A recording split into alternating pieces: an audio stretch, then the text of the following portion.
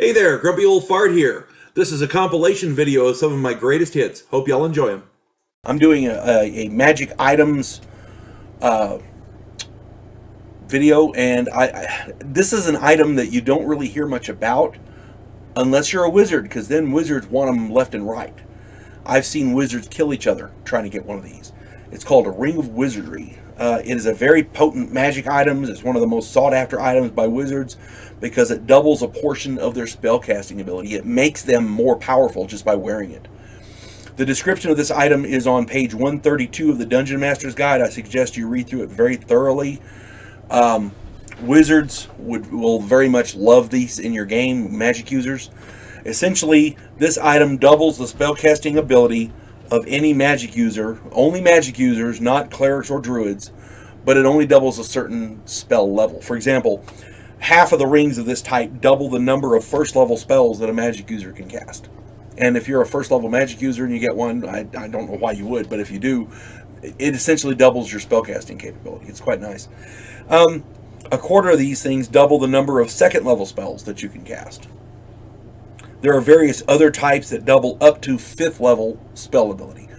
Usually it's 1 or 2 or 3 spell levels that are doubled. It's not all your spell casting capability, but it's pretty damn nice. That's what I'm saying. This is one of the great little items that any magic user, and sometimes illusionists as well, depending on the dungeon master. And it's up to you if you want to allow illusionists to use them in your game. But magic items will be overjoyed to get these things. They're very powerful. They're not going to destroy your campaign. They make wizards a little bit more powerful. That's all they do. And they're great to stick in a situation where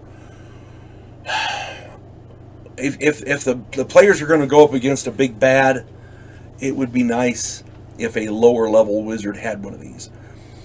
They're not exorbitantly powerful, like I said, but they can mean the difference if you need an extra magic missile or an extra levitation spell, or something first, one of the lower levels, because they double up to 5th level spells, but it's only like half of the rings only double first level spells. Then because there's a chart you roll on, if it's 51 to 75, I think it is, it doubles the second level spells. But they're not cumulative, so you either get the first level or the second level. And then the rest of them, you get a variety of different things, doubling sometimes first and second level spells, sometimes first, second, and third, sometimes fourth and fifth, sometimes fifth, if I recall correctly. So it doesn't double all the spellcasting capability, but it can give a wizard a nice edge. If you get the opportunity to look this up, do it. It might be worth putting it in your game if your wizard is struggling.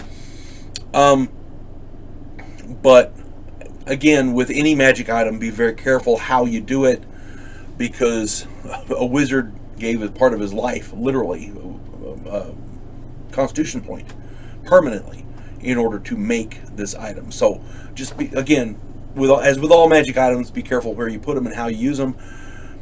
This item can give your players a bit of an edge. That's all it is. I equate this to as a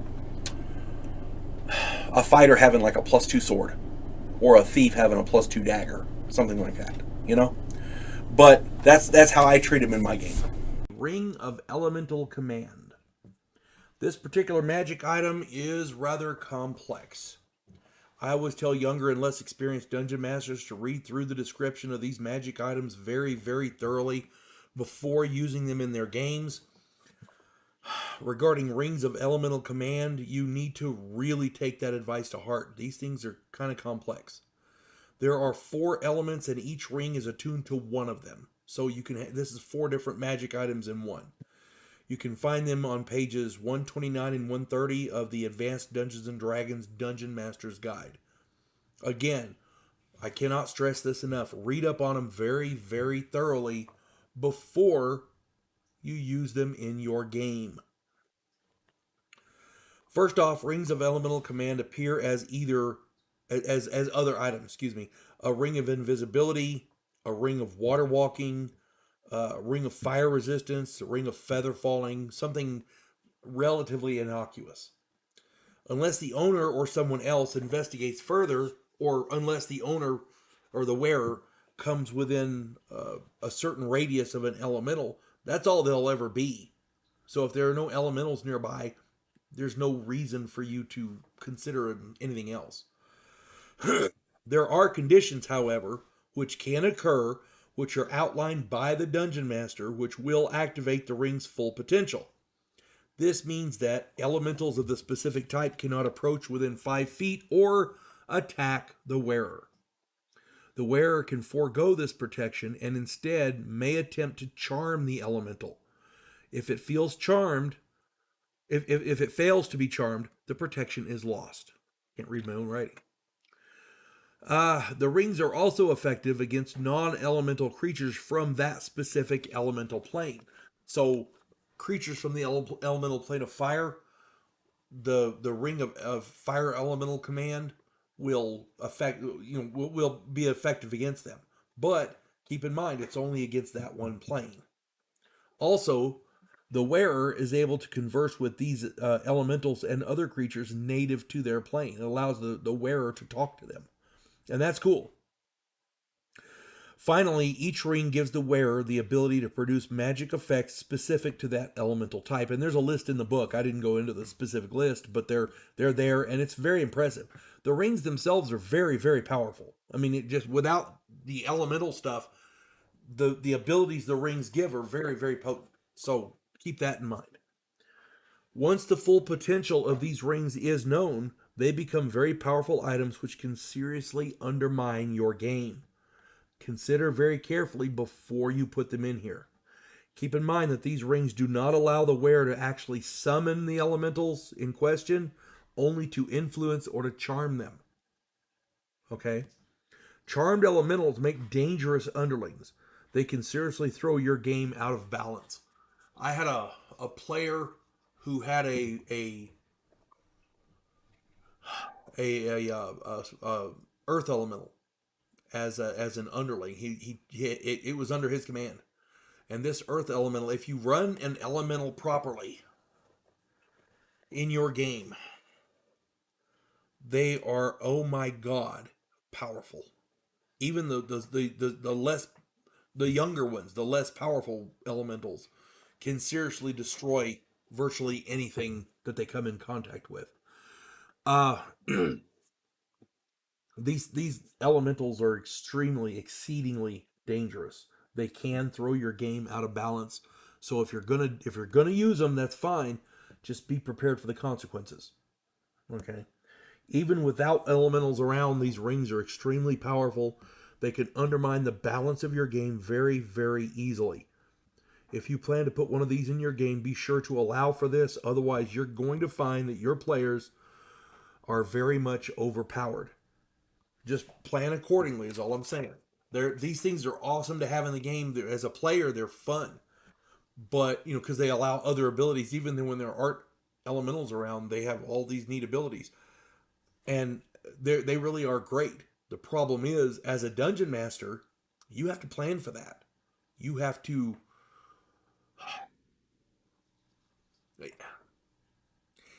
If somebody has a ring of elemental command in your game, that one player becomes exceedingly powerful. As a dungeon master, it can be difficult to put something in there that's going to now challenge that player without completely annihilating everybody else there. Play balance. You see what I'm saying? So just plan accordingly and be prepared. Don't just throw these things in the game on a random, oh, I rolled on this chart. Yeah, that's what he's got. Yeah, that's going to screw you over. That's all I'm saying. I hope this finds everybody. And again, I'm not trying to tell you how to play your game. That's not what these videos are about. I've been playing this game for a long time. I'm trying to give advice to the less experienced dungeon masters. And remember, if your players are having fun, you're doing it right, no matter what I say. The Ring of Macabre. Before I get into this video, however, if you enjoy my content, it would really help me out if you would hit the like button, subscribe to my channel, share my content on social media, and post a comment or two. Remember, I welcome your comments, even if you disagree with me. If you enjoy a good book, check out my author page on Amazon. My pen name is H.L. Anderson. You can find all of my books there. I like to think I write good stories that make you think. And I gotta say this, my books are unlike anyone else's. I'm weird. I wrote a 3-book science fiction Western series called Drifters. I'm working on number 4 right now. I have I wrote a fun book. It's just a fun story about a house in New Orleans where the monsters all hang out. It's called The House Off Farrago Road. I wrote a political fantasy called The Righteous President. And I have 2 books. It's going to be a series, but right now it's only 2. The first one is Vanguard 1. The second one is Task Force Terminus. It's futuristic science fiction. It's essentially it's a study of humanity from an alien perspective. Hope you enjoy them. I hope you check them out and really enjoy my books. All right, on with the video. The Ring of Bacab. The Ring of Bacab is one of the more frustrating items for any group of player characters to run up against. That's why they are one of my favorites. Any player characters running against an opponent wearing a Ring of Bacab are in for a nasty, nasty surprise. I like to run this particular item when you have player characters that are in a rut, or they have so many magic items they can't decide which one to use, because that happens in almost every campaign. If you have 5 different magic weapons and you got to figure out which one you want to use, you got too many magic weapons. Magic is supposed to be rare, and this ring will help make that happen. The Ring of Bacab can be found on page 92 of the Advanced Dungeons & Dragons Unearthed Arcana. I suggest you read through the description very thoroughly before you put one in your game. If your group has a specific magic item necessary for the completion or culmination of your game, I highly recommend you do not use one of these in your game.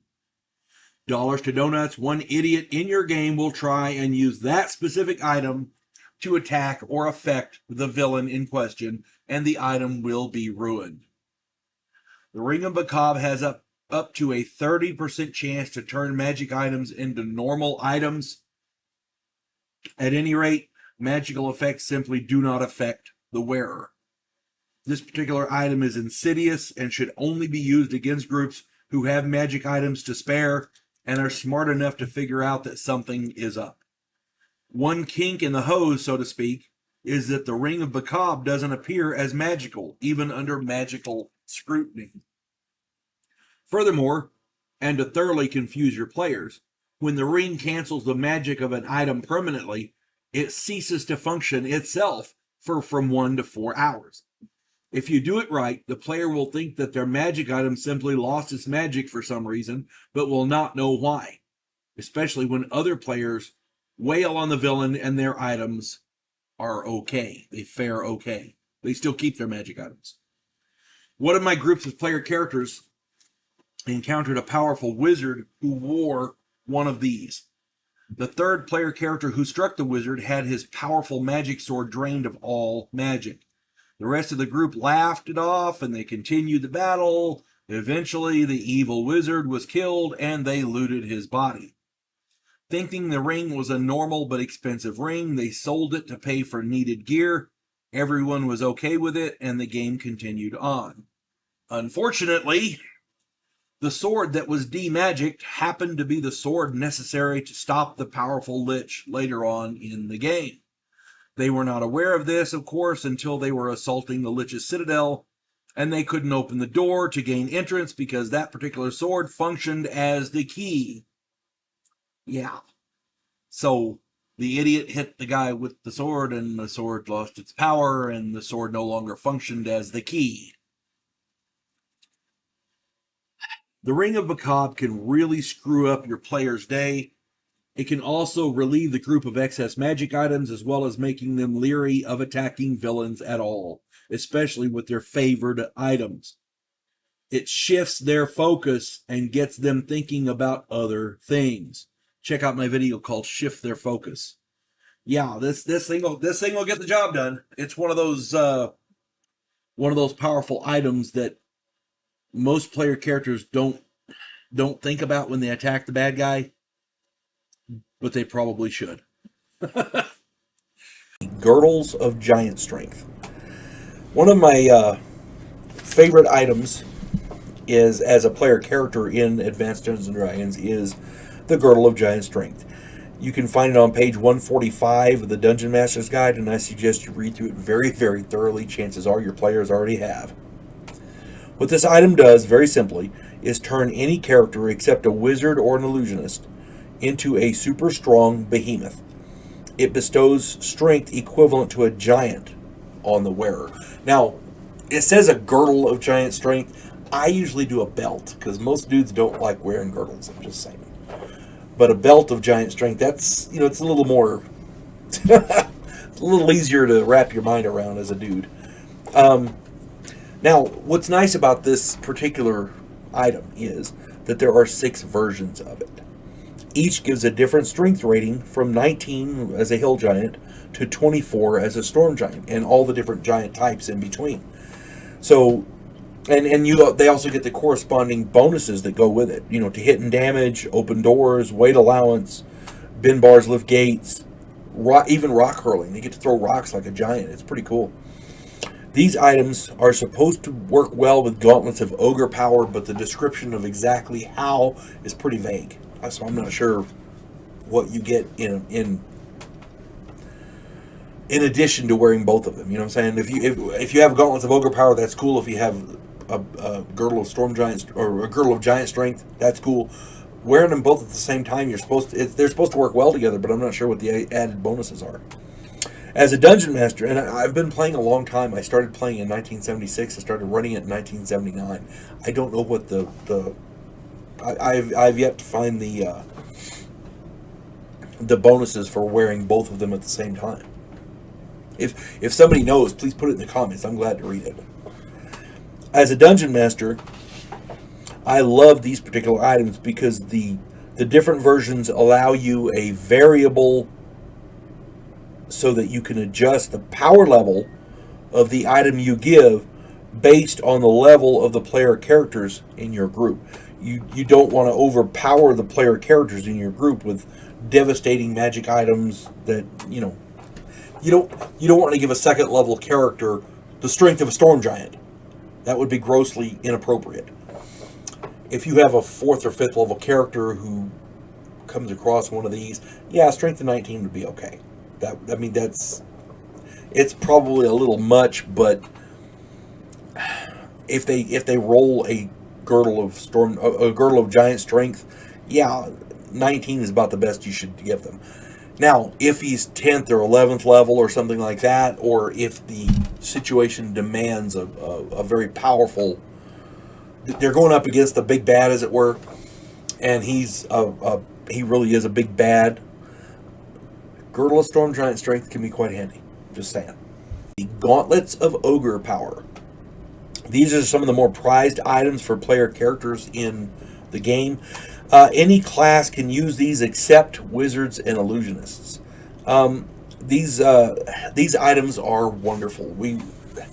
As I recall, they might have actually been in the red boxed edition, if I'm not mistaken.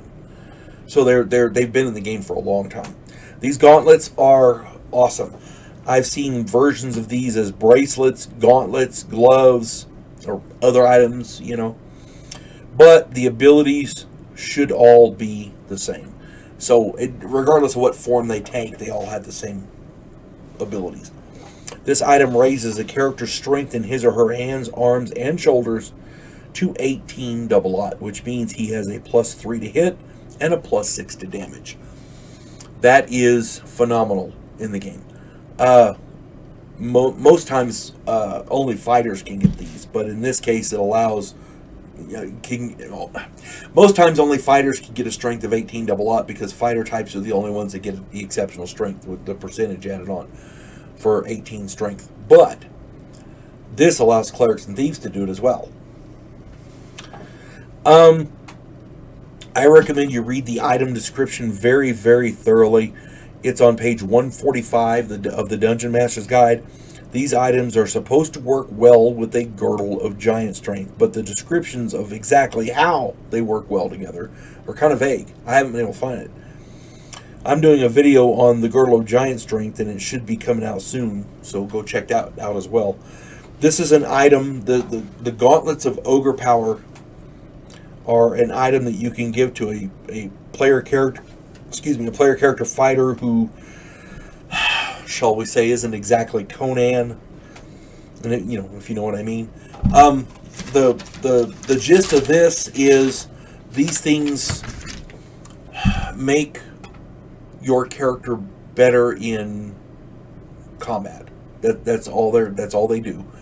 And if you have a fighter with a fighter in your group that doesn't have the strength isn't really what it should be, and he's not exactly contributing that much, a pair of Gauntlets of Ogre Power would seriously help that situation. And again, I'm not saying you have to do this, and I'm not saying to play favorites. That's not what I'm saying. But if you have a newer player and this player is struggling with a character that's not exactly up to par compared to the other player characters, yeah, this item will help them out a lot. That's all I'm saying. And when you have a new player that can't do anything, they lose interest. If they lose interest, we lose players. The game needs players. That's all I'm saying. Boots of Speed. Boots of Speed are one of the most useful and innocuous little magic items that some players shrug at and they go, oh, that's cool, but what about the treasure? The players that do that are exceedingly dim. Boots of Speed are awesome.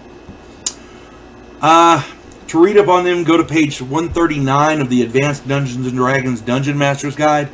Read through the description very, very thoroughly. These boots let the wearer run at 24 double mark base movement. That speed decrease, and that's basically the speed of a fast horse. That speed decreases with the more weight that is carried, but it's still an amazing feat. One thing many players overlook is the number of monsters that can only be hit with magic weapons. While not designed as weapons, a monk wearing Boots of Speed can kick the ever-loving shit out of those creatures because they're magic items. And his feet are the weapons. You see what I'm saying? Also, there's an element of physics to consider. E equals mc squared. Energy equals mass times velocity squared. To translate this into game terms, a normal character charging does more damage on a hit. That assumes he or she is traveling at maximum speed. If they have range, if they have the distance to get to full speed when they hit, then yeah, that's charging. In my game, I count that as double damage. Imagine charging at a speed of 24 double mark. I count this as 3 times or 4 times damage depending on the situation. Now, imagine a monk charging and executing a flying kick while wearing Boots of Speed. That would be devastating. And you can figure out the math on that. I'm not going to go into that. But monks run fast anyway. They have a base movement that's ridiculous. Imagine a monk with Boots of Speed. Yeah.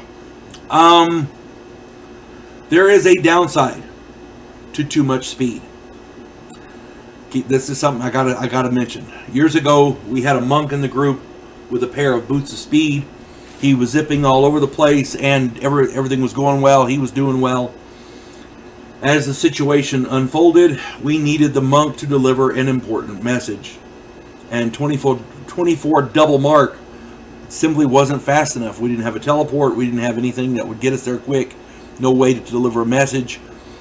So we needed him to run it. The problem was 24 double mark wasn't going to get it done. The fighter loaned him a ring of speed. The wizard cast haste on him. The cleric gave him a number of potions of speed, which he intended to drink one at a time so that, The thief loaned him a bracelet of speed. Yeah. Overall, his speed was 384 double mark. Now, flat out running, now that's the base speed. If you run, you can run 10 times that fast, according to the book. That was a speed of 3,840. And by the way, that's 480 miles per hour. Dude was hauling ass. Then he ran into a group of enemy soldiers as he was passing by. He was trying to get around them. As he was passing by, one of them got a hit in as he ran by. Yeah, when you set a weapon to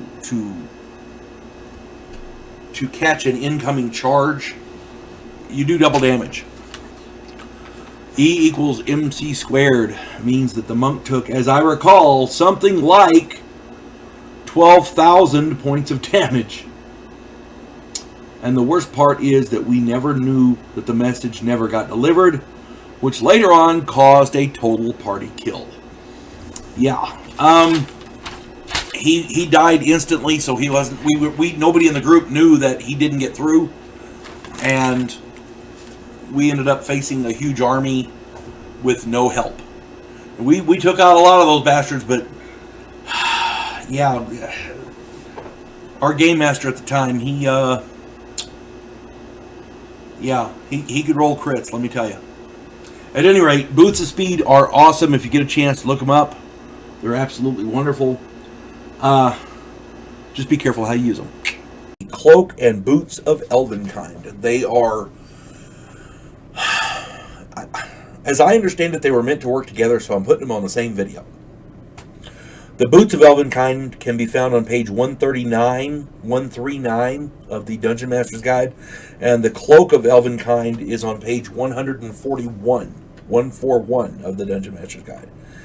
These items are highly sought after and prized by many players.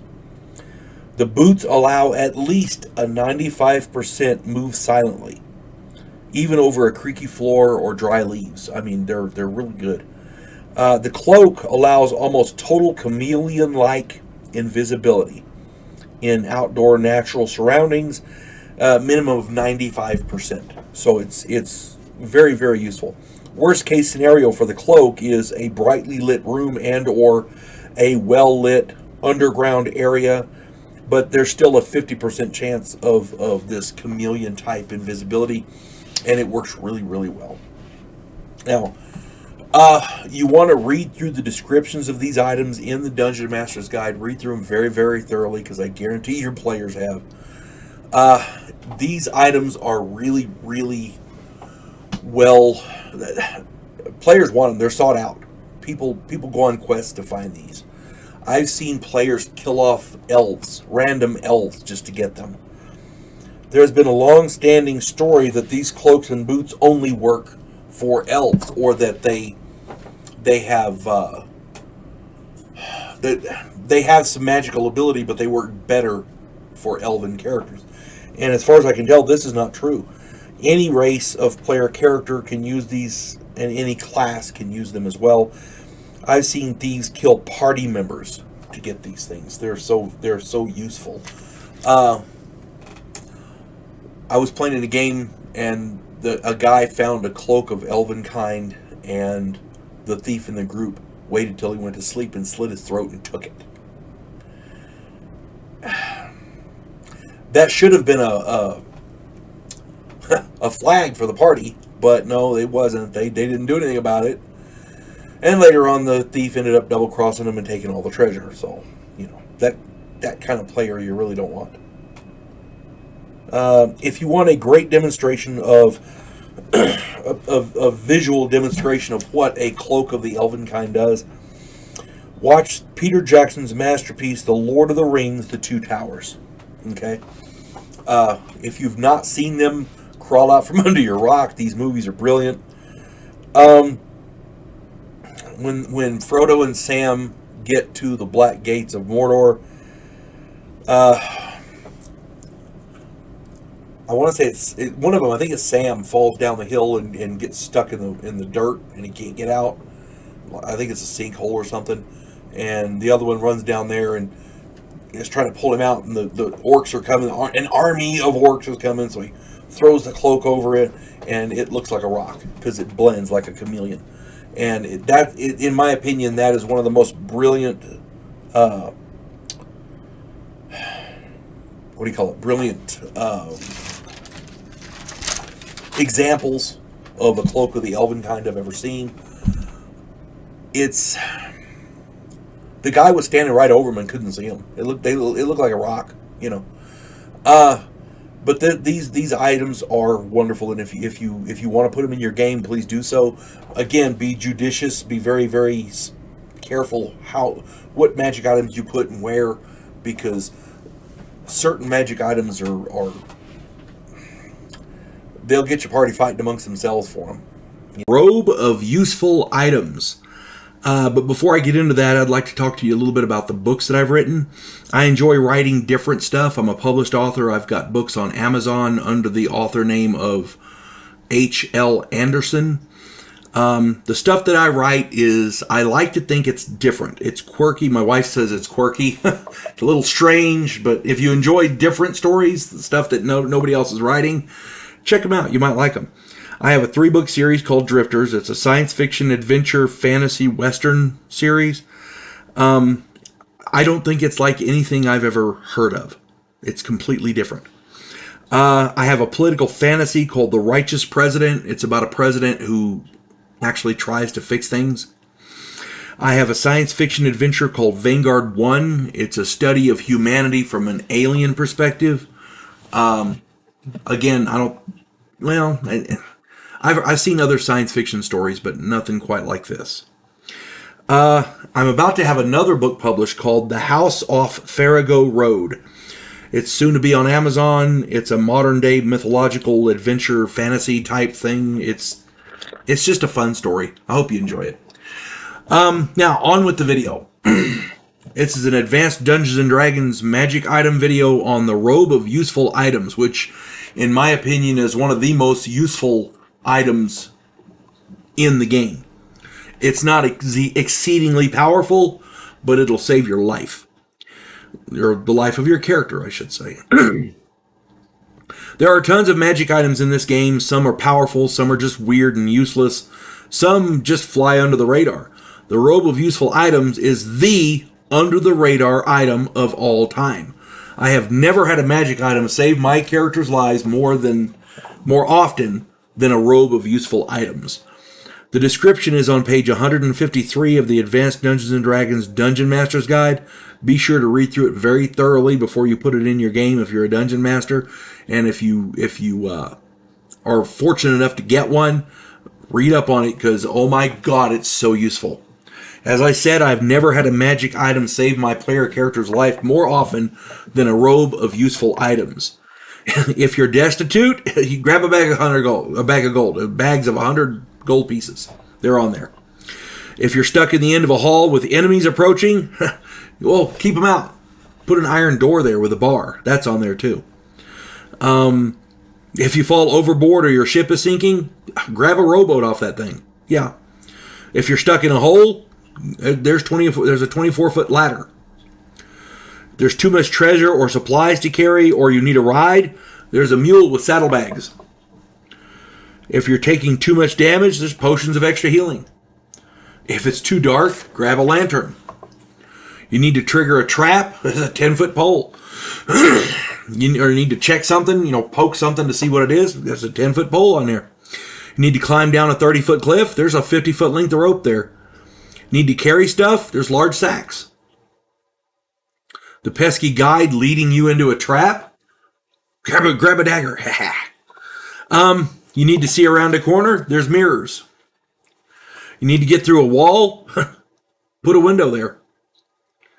Need guards so that you can get some sleep, there's war dogs. You need more spells, grab a spell scroll off of there. You need some quick cash, you need to buy something and it's a little more expensive than you would like. There's bags of gems, 10 gems. Enemies tracking you need to discourage them. A 10-foot cubed pit works well. The usefulness of this robe is beyond measure. Never was there an item ever more aptly named than the Robe of Useful Items.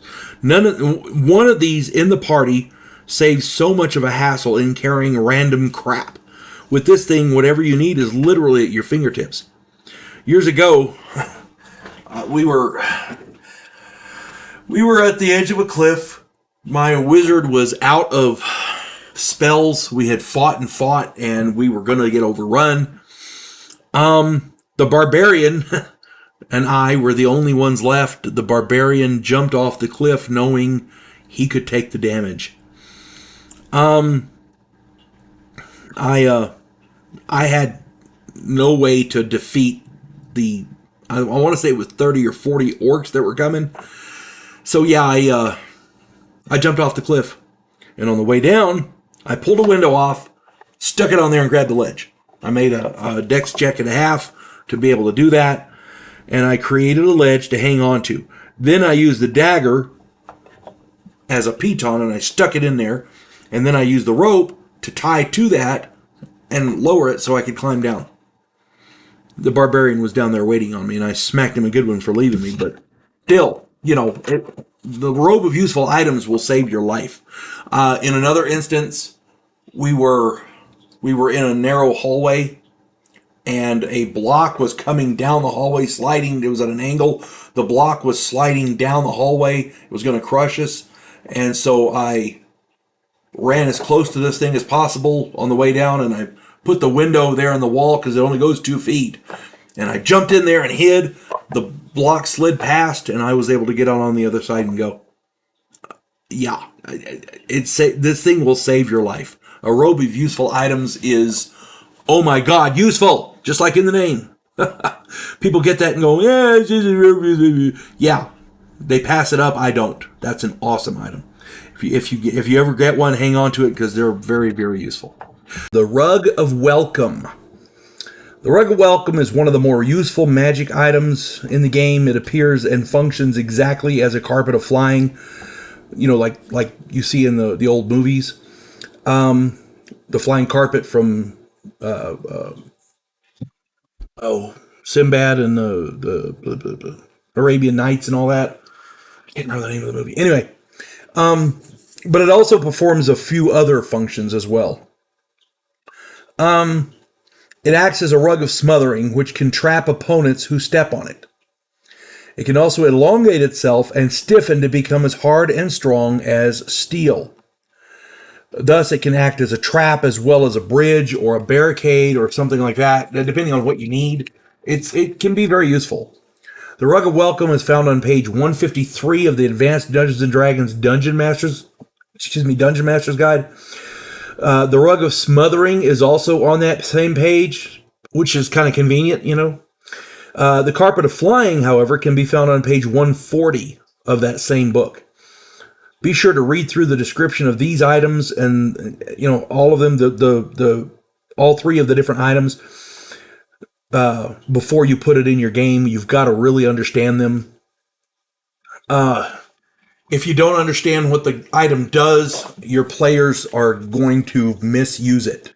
I guarantee you. Same with all these magic items that I do.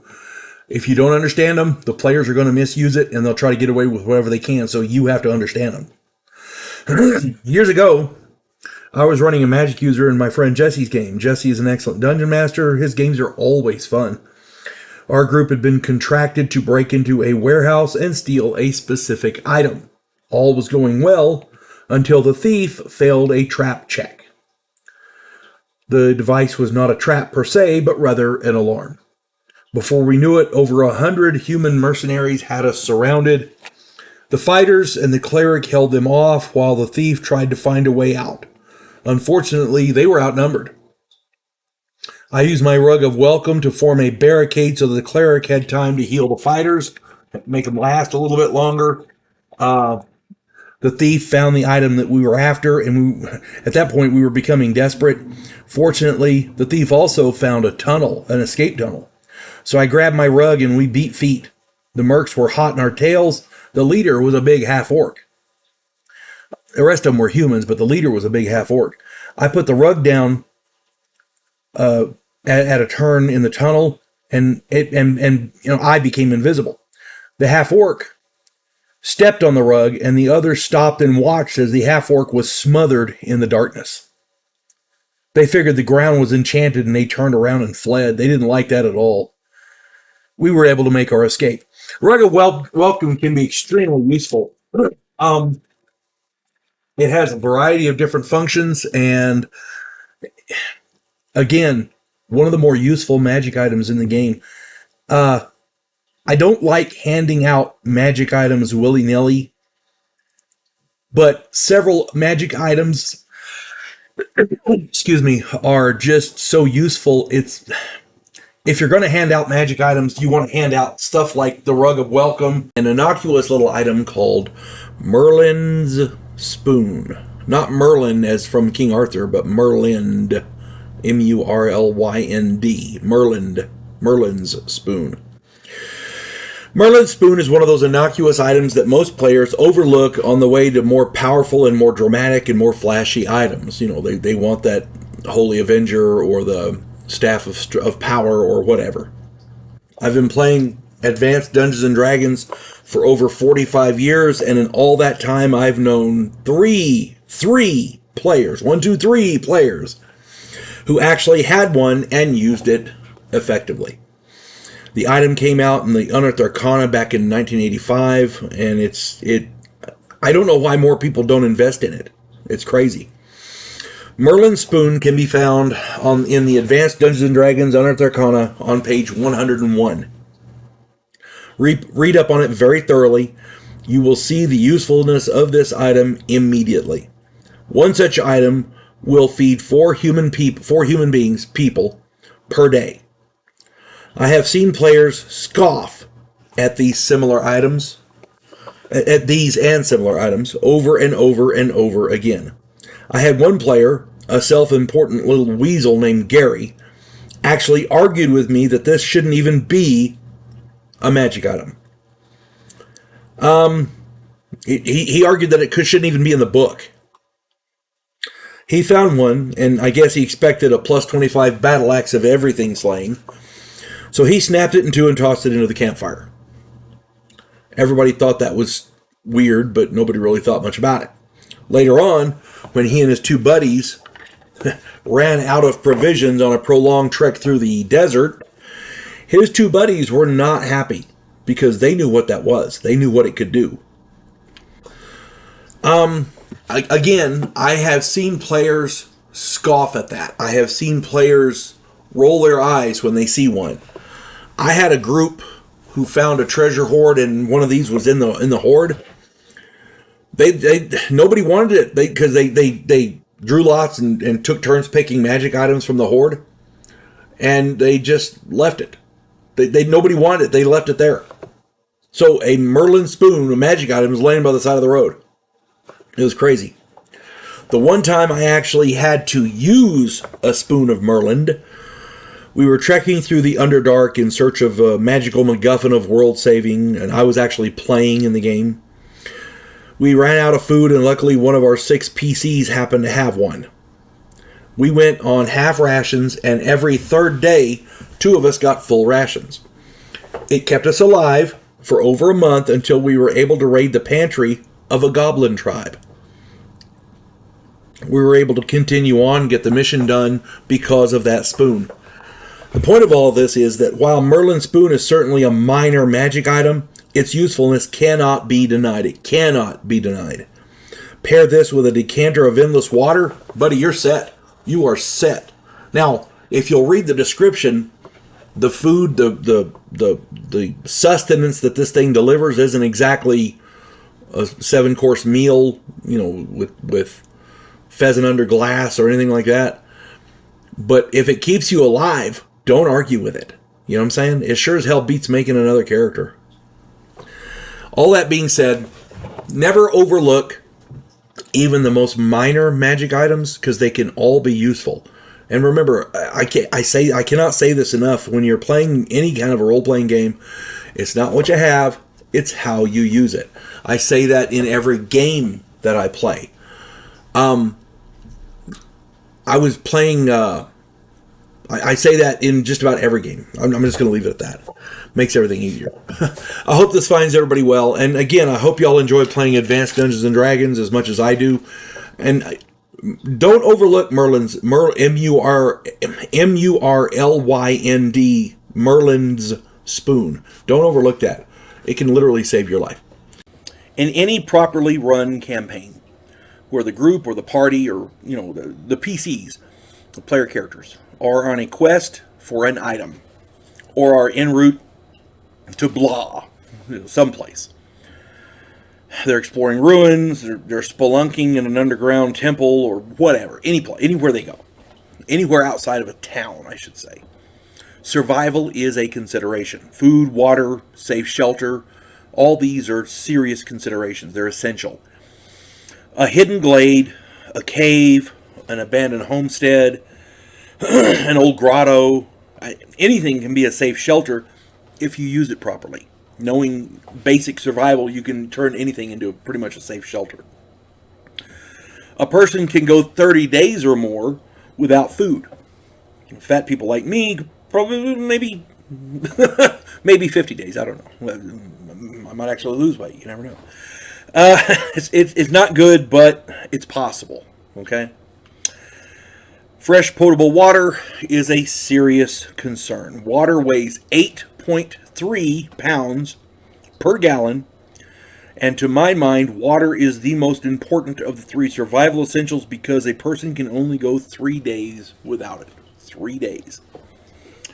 Rather than carry water barrels or be stuck following streams or rivers, players have to find a way to rehydrate. Drinking your own urine gets a little old after a while. That's all I'm saying. Enter the Decanter of Endless Water. It's in the Dungeon Master's Guide, the Advanced Dungeons & Dragons Dungeon Master's Guide, page 142. I suggest you read the description in the Dungeon Master's Guide because I guarantee you that your players will.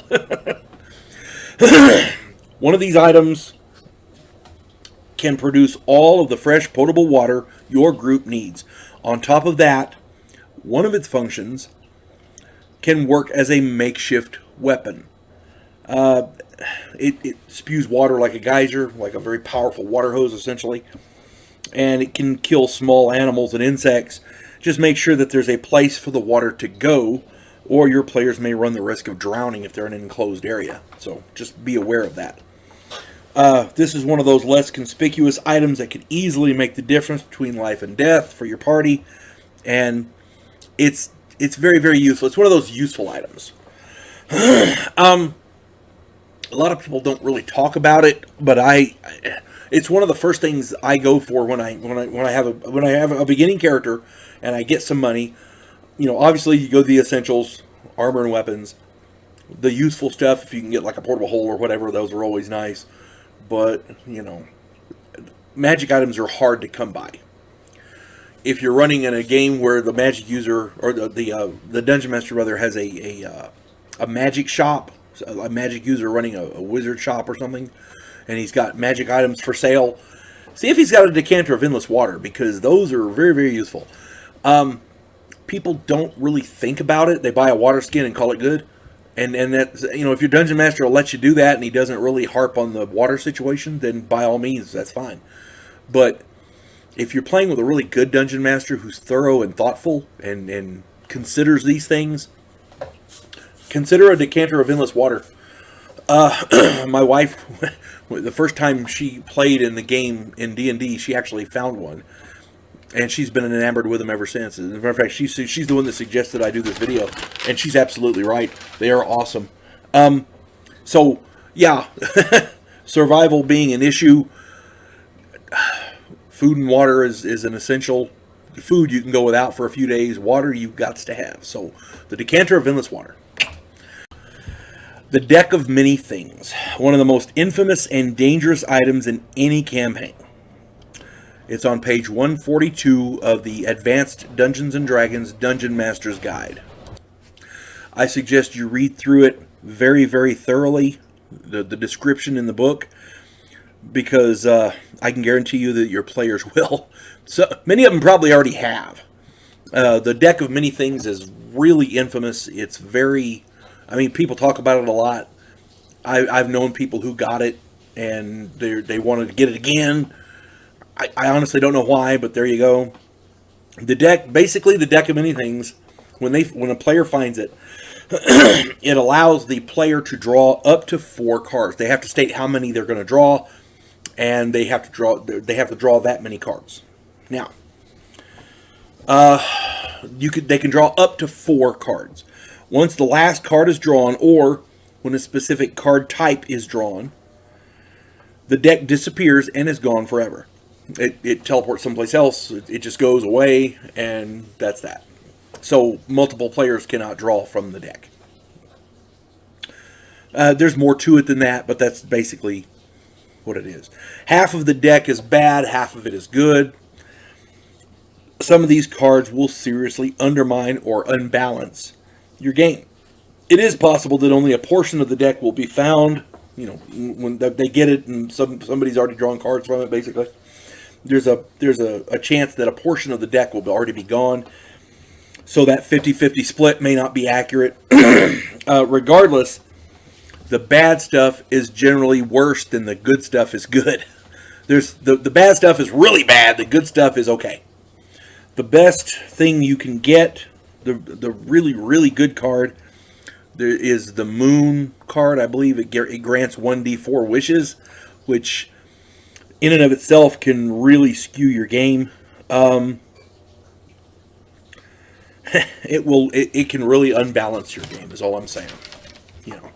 And wishes, by the way, are dangerous in and of themselves. You have to be very careful how you word it.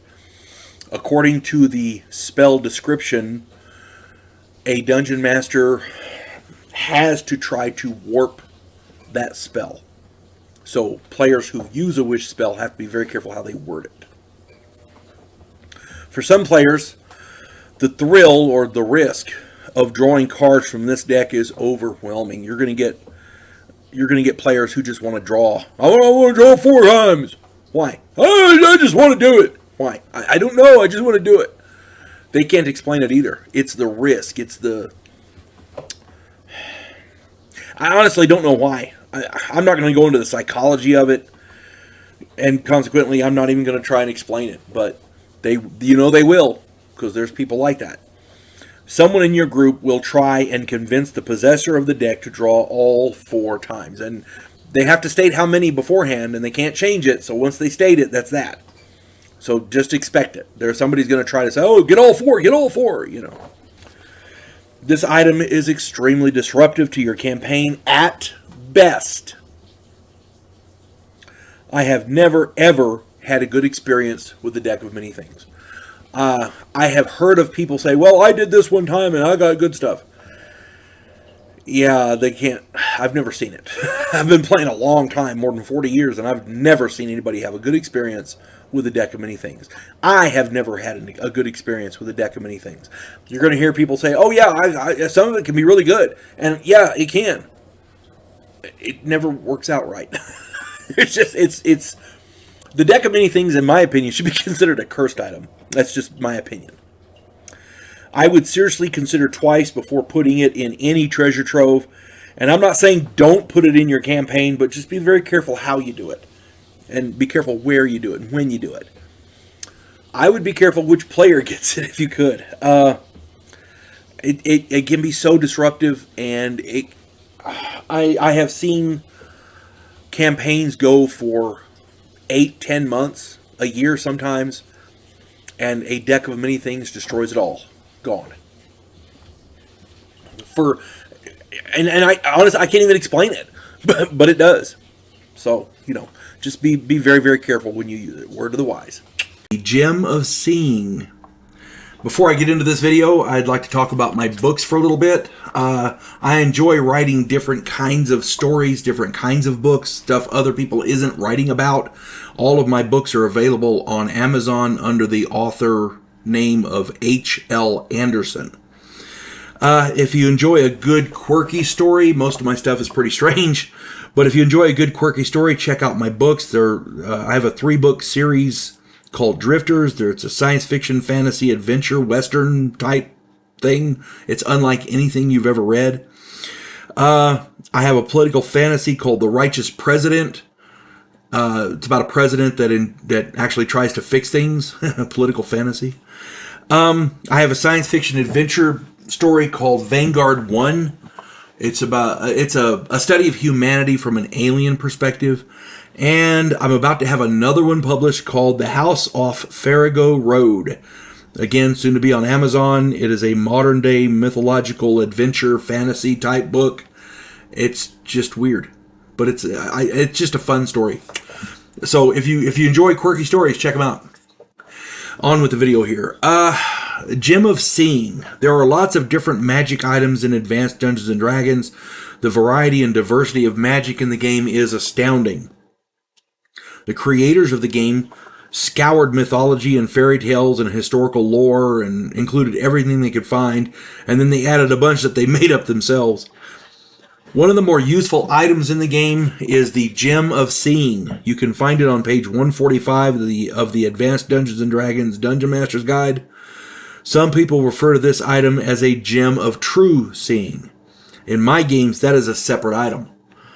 In my world, the Gem of True Seeing does everything a Gem of Seeing does, except that there is no chance of hallucination or seeing through things, etc. Also, the Gem of True Seeing cannot be fooled by anything or anyone, even those of a godly artifact or demonic or devilish nature. It'll reveal things gods want to keep hidden. The Gem of True Seeing is exceptionally powerful. What I like about the Gem of Seeing is that even hidden and secret doors are exposed. Many dungeon masters are very clever in how they place hidden or secret doors, passages. There are times in my gaming career when I've searched a room or a corridor, but I didn't specify exactly where I was looking, so the dungeon master judged that I didn't look at the exact brick behind the table at the midpoint of the corridor, despite the fact that I made my roll. Gems of Seeing eliminate all of that nonsense. Many dungeon masters don't realize how effective these items are when they include them in the treasure hall. But to be fair, many players don't cast Detect Magic on the treasure hall of loose gems and coinage. Jewelry, weapons, armor, rods, wands, etc. Yes, but loose gems? No. That is their tough luck. Any player who doesn't do that deserves to miss out on whatever goodies they exchange for a few coins. I had a player in a game years ago. I gave him, in one treasure hall, and this was all rolled randomly, there was what looked like a small rock and a gem, and he didn't detect magic on any of it. Now, the rock he wouldn't have been able to take magic on anyway, because it was the Eye of Vecna, because that's what it looks like before you stick it in your eye. The other one was a Gem of Seeing, but he didn't detect magic on any of it, so he didn't know about that. And he spent that, and the Gem of Seeing, I think, as I recall, he got something like 500 gold pieces for it, which is a pittance for what a Gem of Seeing is worth. And it was his tough luck. I never told him to spend it. I never told him not to check for magic. By the way, the Eye of Vecna, he thought it was a rock, so he threw it away. It's laying in a dungeon somewhere. Nobody ever found it. The Mirror of Mental Prowess. This is kind of actually a warning for dungeon masters. Okay. One of the more potent and useful magic items in the game includes a variety of very useful abilities. The Mirror of Mental Prowess is on page 150 of the Advanced Dungeons & Dragons Dungeon Master's Guide.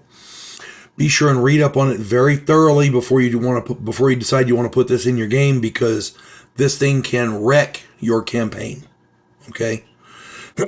The Mirror of Mental Prowess is, in my opinion, best used from a stationary location. Most of the time, adventurers will find it difficult lugging a 5 by 2 foot mirror around. These mirrors are much better suited for after the adventurers have settled down in a stronghold somewhere. This item acts as a crystal ball, a two-way portal, possibly even to another plane, and a very potent source of information about anyone shown in the mirror. So essentially, you can scry on somebody and then ask a question, any question, and the mirror will give you an answer. This can be very useful, a very, very useful tool for a variety of reasons. The problem is, it can be a very useful tool for a variety of reasons. As a dungeon master, if I use these in the game, I prefer to give them to the bad guys. And I do that very, very rarely. The bad guys usually have a central headquarters to work out of, and they can certainly make use of the scrying and portal devices as well as the informational aspects. But here's the problem. Just make sure that you give them out sparingly, especially to the bad guys. To anybody, but especially the bad guys. These can be easily misconstrued and misunderstood by the player character group.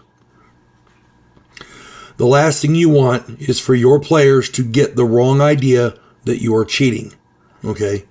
Scrying is bad enough, but having access to unbridled information just by scrying on them and then asking is outrageous.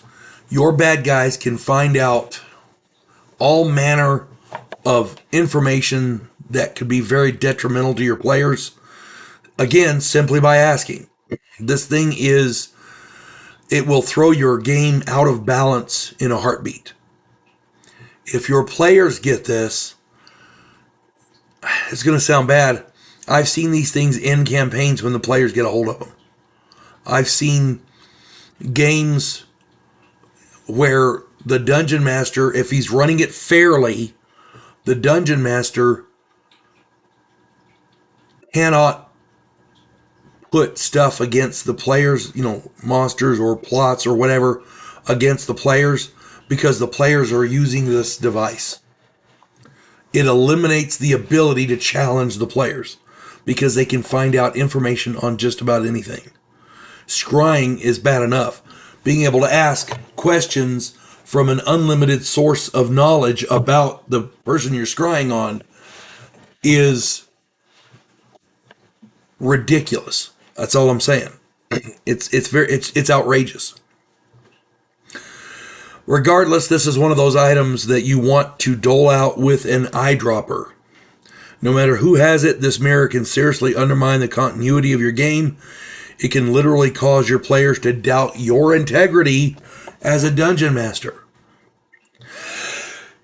As a matter of fact, I was playing in a guy's game a while back. This has been 15, 20 years ago. More than 20 years ago. And his bad guy had one of these. And I kind of sort of, I didn't know, but I suspected that he had one. So it didn't bother me because I kind of knew what was going on, more or less. But several of the other players were getting very angry because the bad guy knew their plans. He was able to change his plans accordingly and prepare traps for them. He was able to. He had access to information that he shouldn't have.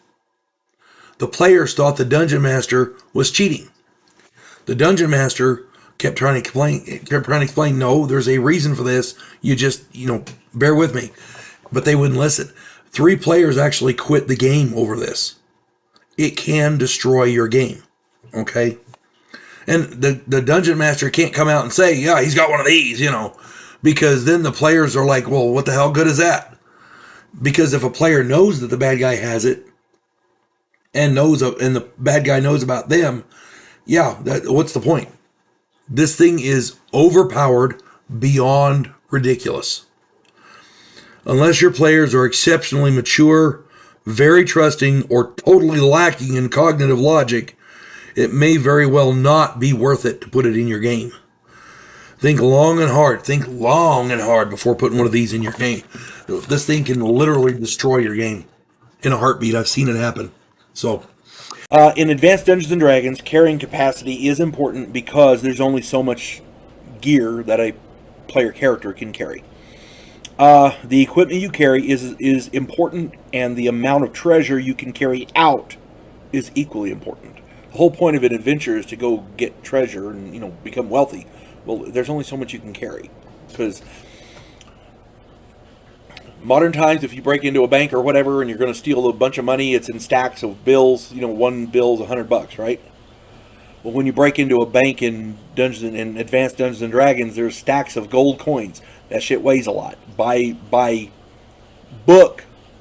books. One coin, no matter what kind, One coin is, they go by coin weight. One coin is 1/10 of a pound. 10 coins weighs a pound. So 1,000 coins is 100 pounds. Okay? Just frame of reference. The two items I'm discussing in this video are the portable holes and bags of holding. Both are very, very well known, very renowned items. They're prized in the game because of that encumbrance factor. A bag of holding is a normal bag, but the inside, at least it looks like one, but inside is much bigger than a normal bag would be able to carry. It's very much more spacious, kind of like Doctor Who's TARDIS. Yeah, the inside's bigger than the outside. You can carry a lot more treasure in these things, and other items too. Just be sure not to put anything sharp in there.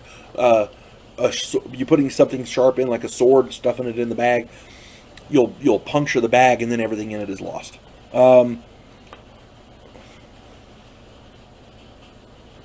It might be everything spills out. I'm not sure. It might be a chance of one or the other happening. But the chance that you lose all the stuff you stuffed in there is not good. Just don't put a sharp object in a portable or in a bag of holding. You'll save yourself a lot of hassle. A portable hole is a square of cloth. A blanket. It's like a blanket, but much thinner, kind of like a big handkerchief. And when you fold it up, you can put it in your pouch and carry it around. It's no big deal. You unfold it, lay it on the ground, and it becomes an opening 10 by 10.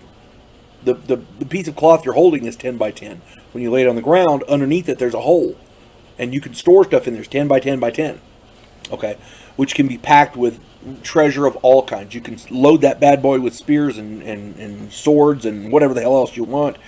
All kinds of equipment in there. Weaponry, treasure, whatever. You stack that thing full. 10 by 10 by 10. That's 1,000 square feet. 10 feet by 10 feet. That's 100 square feet. And then that's 1,000 cubed feet. Excuse me. When you pick it up, you fold it up and put it in your pouch. You're carrying all that stuff around with you, but it weighs just like that piece of cloth. And then later on, you need something out. You unfold it and lay it down, and you can go there and get what you want because it's all there. It's a portable hole. Okay. Very, very useful item.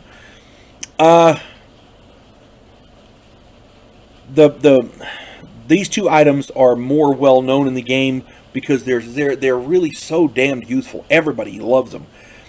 There is a debate that I need to bring up. People have been debating this for decades, and the debate is if somebody is trapped in a portable hole, how long before they suffocate, or is it like stasis? They get put in there and they're in stasis until you open the bag back up. I've played in games where it's either way. In my game, we have started to do the stasis thing because if you have to sit down and do the math and figure out how much air is in there along with the person and blah blah blah blah, that's a lot of freaking work, and it bogs down the game. Either way you want to do it is fine. It's up to you. As if you're the dungeon master, you decide how you do it. But whatever rule you're going to use, you got to stick with it.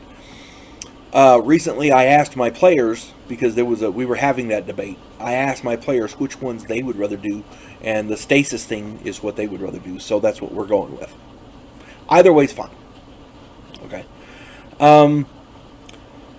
Just be sure when you have a character with a bag of holding and a portable hole, or if they have one of each in the group, just be sure not to put one inside the other. Check the descriptions, read the descriptions of both of the items in the Dungeon Master's Guide for specifics. But the best case scenario you can hope for is that you will lose everything in both items, because both items will go away. That's the best you can hope for, because there's worse things. Remember, in Advanced Dungeons and Dragons, there's always an or worse. And with these, there is an or worse, trust me. Alright, I hope this video helps out you guys that are new to the game, and hopefully it'll help out new Dungeon Masters.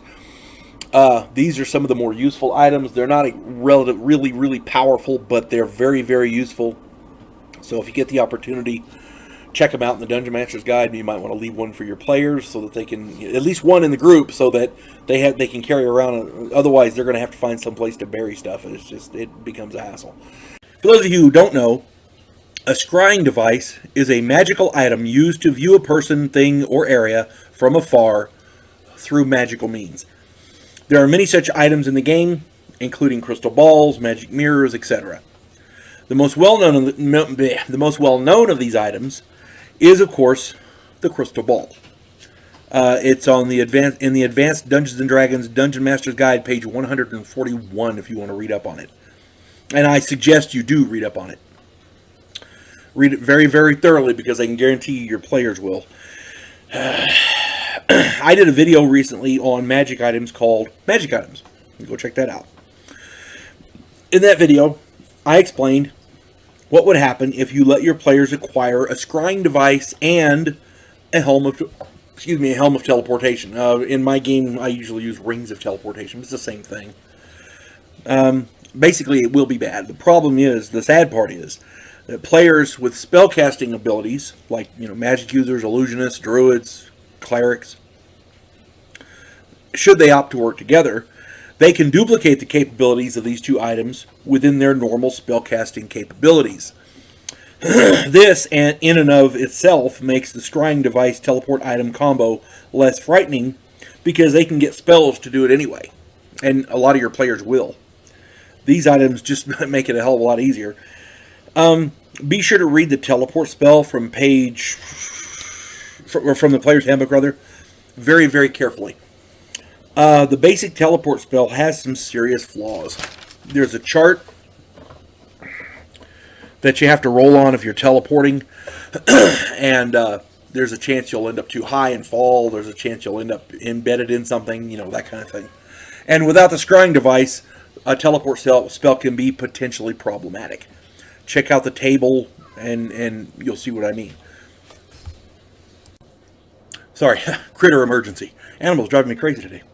Anyway, all that being said, a crystal ball or any scrying device can be a source of information that can seriously undermine your campaign. Scrying on specific people to watch what they are doing can ruin a good mystery plotline. Scrying on specific items can ruin a good race to the treasure quest, where the group has to research to find an item, kind of an Indiana Jones thing. Scrying on where it is and teleporting there, that ruins that. Scrying in and of itself can fill in missing pieces of a whodunit puzzle. So if they're, scry on the person who killed so-and-so, I'm going to scry on this person and just watch him. Eventually, you're going to they will get information that will ruin your campaign. That's all I'm saying. What this boils down to is that as an informational source, not even forget the teleportation part, just as an informational source, scrying devices can seriously undermine any campaign. Be very careful where you put these items in your game, and be very careful who has them in your game. When your players get one, rest assured that they will use it, and they're going to use it to undermine your campaign and annoy you to no end. They've got it, they're going to use it. I'm just saying. Now, on with the Dust of Dryness. Dust of Dryness is one of those odd magic items which most players tend to pass over. In reality, Dust of Dryness is not only an effective weapon versus water elementals and other water-type creatures, but it's extremely useful in arid areas. You can find the Dust of Dryness on page 99 of the Advanced Dungeons and Dragons Unearthed Arcana. I suggest you read through the description very, very thoroughly before you put them in your game, as if you're a player, you really need to read up on it carefully. One of the mundane uses of this item is to store water for carrying. As a matter of fact, one of the few times I have used this item in my game was when an NPC used a bag of Dust of Dryness to haul water on an extended exploratory trip. He had enlisted the group to help to find a trade route across the stretch of desert. At one point, they were attacked by desert nomads in some old ruins. The NPC was killed, and one of the player characters found a bag of marbles on his person. Thinking they would impede movement of the bandits in a narrow hallway, he basically emptied the bag onto the floor. The 20 marbles each turned into 9 cubic feet of water, and 180 cubic feet of water filled the hallway. The player character and 3 others were trapped inside and drowned. The one player character who knew about what the marbles were, who knew about them, wasn't in the hallway and had not told anyone about them. This is a case in point of where you kept your mouth shut when you should have talked. Because this guy, if they had known, they could have kept the marbles and just beat feet and they'd been okay. Because there wasn't no other water in the area. Now they have too much water and they drown because of this. That guy should have told them. One of the more spectacular uses of dust of dryness is as a weapon against water elementals or similar creatures.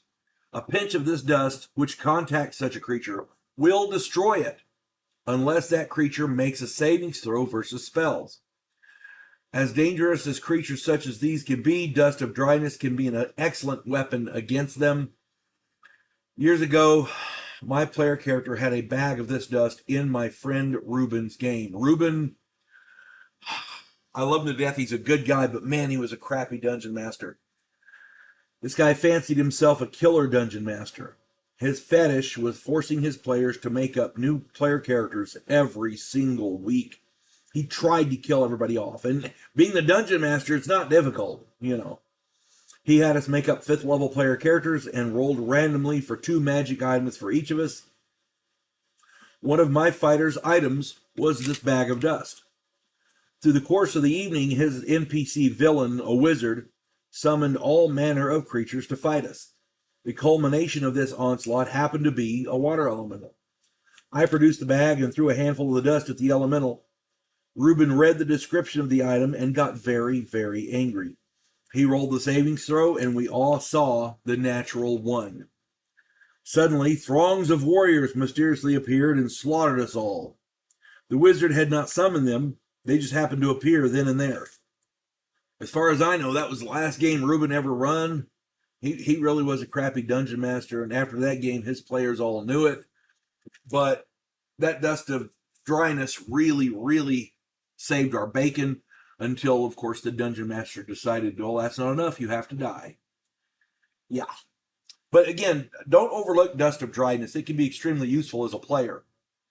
And as a dungeon master, it really helps your players.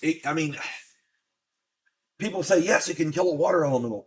But a lot of times they overlook the thing where they can, store water for long trips. You see what I'm saying? It's crazy. The sphere of annihilation. I honestly do not like these things. I really don't. Personal experience, I guess. I don't know. The sphere of annihilation is, in my opinion, one of the most dangerous phenomena in the game. It can be just as dangerous for the controlling magic user as it is for anyone or anything else. More so, even, during the initial attempts at control. The sphere isn't actually a sphere at all, but rather a hole in the fabric of reality itself. Anything coming into contact with this hole is immediately sucked into nothingness, gone forever. It doesn't count hit points, it doesn't count size. You touch it, you're done. That's that. Since it's not a physical thing, it cannot be pushed, pulled, or swatted away. The controlling magic user moves it by mentally manipulating reality around the edges of the hole. The Sphere of Annihilation can be found on page 154 of the Advanced Dungeons & Dragons Dungeon Master's Guide. Be sure to read up on it very, very carefully, before you put one in your game. These things can be, oh my god, ridiculously dangerous. Also read up on the Talisman of the Sphere on page 155 of the same book. The Talisman is meant to be used in conjunction, in concert with the Sphere. And, I'm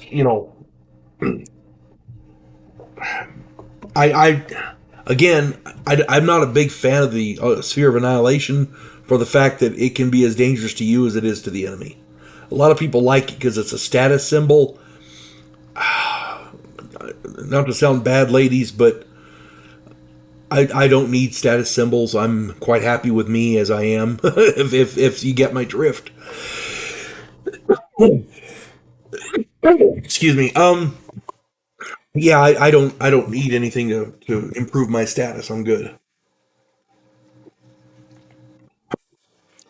Also note how certain spells in the description of the item in the book. Note how certain spells and magic items interact with a sphere of annihilation.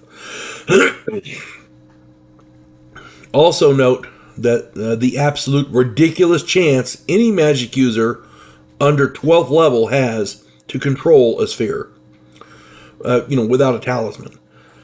Also note how the psionic ability of probability travel affects a sphere. All in all, that's just the whole. Honestly, the idea of this thing is ludicrous, in my opinion. I have had the opportunity to get them, and I've turned them down. They are very powerful, yes, but they're, oh my god, the danger is much, in my opinion, much worse than than is necessary. That's just my opinion. If you have other ideas, put them in the comments. Even if you disagree with me, that's fine. Years ago, a group of 4-player characters were exploring the ruins of an ancient pyramid. The group split up to search the abandoned rooms faster. And I know, cardinal mistake, right? So the fighter and the cleric entered a very dark room. The cleric had a torch, which ruined the fighter's infravision because he had him. He was an elf. They saw the static sphere in the corner, and they walked over. The fighter touched it and immediately disappeared. The cleric assumed that he'd been teleported. And he didn't want the fighter to, wherever the fighter went, the fighter to be there alone, so he touched it as well. They both died. And I couldn't say anything. I was the dungeon master. I couldn't say anything. The fighter touched it, and I said, okay, well, he disappeared. And the fighter was like, what? And I said, dude, just you can't say anything. I'll be with you in a moment. And the cleric said, well, hell, wherever he went, he can't go alone. He reached out and he touched it. And I'm like, oh, crap. Okay, well, you're with him. Stay. You guys go over there and sit on the couch, and I'll work with these other guys.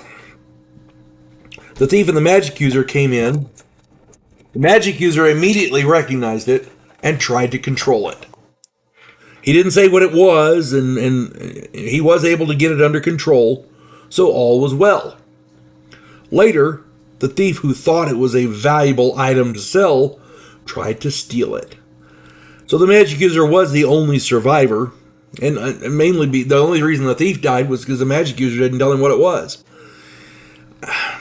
Again, this was almost a total party kill. 3 out of 4 players, characters dead, simply because they didn't know what it was. I rarely use spheres of annihilation in my games. They can really cause more problems than they're worth. And the other part is, if a character is successful with it, they can use it to kill any of your bad guys, and that's that. The magic items in and of themselves, and I've said this before and I'll say it again, magic items in and of themselves need to be rare. Spheres of annihilation, I mean, oh my god, they need to be a lot more rare. That's all I'm gonna go. I'm gonna leave it there. You folks decide for yourselves. The Hammer of Thunderbolts. The Hammer of Thunderbolts is a very powerful weapon. I've been playing D&D a long time. It's one of the more powerful items in the game. I suggest you read through the description very, very thoroughly. I can guarantee you that at least some of your players have. The description is on pages 168 and 169 of the Advanced Dungeons & Dragons DM's Guide. And a shout out and a great thanks to my subscriber Retro DM Ray for the suggestion to do this video. I couldn't remember how the Girdles of Giant Strength and the Gauntlets of Ogre Power work together, and I was having problems finding it. He very gently reminded me, this old fart, about this hammer, and much appreciation. Keep those comments coming, because I'm not perfect. I do make mistakes. The Hammer of Thunderbolts is a normal, oversized hammer unless the user has exceptional strength, 1801 and higher, which is usually a fighter type. The user also has to be over 6 feet tall. Now, here's the kicker. In that case, the hammer functions if you have strength, exceptional strength, 1801 or higher, and you're over 6 feet tall. The hammer functions as a +3 weapon and does double damage, which is cool. But if the wielder also wears a girdle of giant strength and gauntlets of ogre power, and knows the hammer's true name, it becomes a +5 weapon. It does double damage dice, and you get to add in all the girdle and gauntlet bonuses as well, and it automatically kills any giant that it strikes. Furthermore, when hurled, and when it hits its target, a great clap of thunder ensues, which stuns all creatures within 3 double mark, which outside is 30 feet or 30 yards rather. Underground or indoors is 30 feet. It stuns them for 1 round. The Hammer of Thunderbolts is one of the most sought after items in the game, and players must be very, very careful how it's used. As a dungeon master, I would very, very sparingly use this thing because it can be very devastating for your party as much as for the bad guys. Let me explain. Years ago, I was playing in a game being run by my good friend Donnie. My friend Kevin, his player character had one of these hammers. He also had the girdle of giant strength and the gauntlets of ogre power. Sorry, still fighting a cold. Anyway, so Kevin's character had the hammer of thunderbolts. He also had the girdle of I want to say it was stone giant strength and the gauntlets of ogre power. But he had them all. And we'd engaged a red dragon. Most of us rushed into melee combat because we were fighter types. We only had one wizard who was being run by what was his name? I want to say it was Matt. Anyway, so Kevin, we all rushed in except for Matt, who stayed behind Kevin. Kevin, of course, threw his hammer at the dragon. The thunderclap stunned us all. The dragon killed us all in the very, very next round when it got first initiative. Kevin and my other friend Matt, Matt, that's who it was, were the only 2 player characters to survive because the second hammer strike killed the dragon, and Matt's magic user was basically hiding behind Kevin. So you got to be careful where you put these things if you're the dungeon master, because they can be very, very powerful. They can seriously unbalance your game. Items this powerful can easily be used to the detriment of the rest of the party by accident. The cubic gate. Before I get into this, though, if you enjoy my content, it would really help me out if you would hit the like button, subscribe to my channel, share my content on social media, and post a comment or 2. Remember, I welcome your comments, even if you disagree with me. If you enjoy a good book, check out my author page on Amazon. My pen name is H.L. Anderson. You can find all of my books there. I like to think I write good stories that make you think. I wrote a 3-book science fiction western series called Drifters. I wrote a fun story about a house in New Orleans where the monsters all hang out. It's called The House Off Farrago Road. I wrote a political fantasy called The Righteous President. And I wrote, I've gotten 2 of them so far. I'm working on the 3rd. It's a futuristic science fiction space warfare kind of thing. It's a study of humanity from an alien perspective. The first one is Vanguard 1. The second one is Task Force Terminus. Hope you get them. Hope you like them. Now, back to the cubic gate. One of the more useful and treacherous items in the game is the cubic gate. The description of the item is on page 142 of the Advanced 142 of the Advanced Dungeons and Dragons Dungeon Master's Guide. The cube has 6 sides, kind of like a D6, and each face is attuned to a specific plane. One of the faces is always attuned to the prime material plane. So you've got the prime material plane and 5 others. If your campaign entails any kind of romp through the cosmos, leaping from plane to plane, the cubic gate can be an indispensable aid to your players. because one face is always attuned to the prime material plane. They can get back home from any of the others, from any plane, literally. If your players encounter some extraplanar enemy or monster that they are unprepared for, the cubic gate can help to effect a quick getaway. Just keep all of the player characters within 5 feet and you're good to go. You got to read the description. Okay. I recommend that you read up on the cubic gate very, very thoroughly before you put it into your game. Got to read up on this thing. Okay.